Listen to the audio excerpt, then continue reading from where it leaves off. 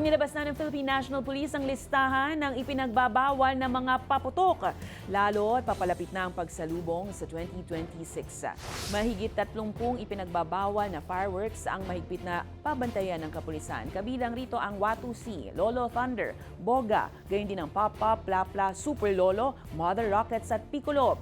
Bawal din ang paggamit ng Goodbye Philippines, Goodbye De Lima, Giant Bawang, Goodbye Napoles, Goodbye Chismosa, Goodbye Bading, Atomic Bomb, Bin Laden, Super Yolanda at iba pang fireworks. Liban dito, bawal rin po ang mga overweight o sobra sa bigat na paputok na sobra sa 0.2 grams ang bigat at mga oversized.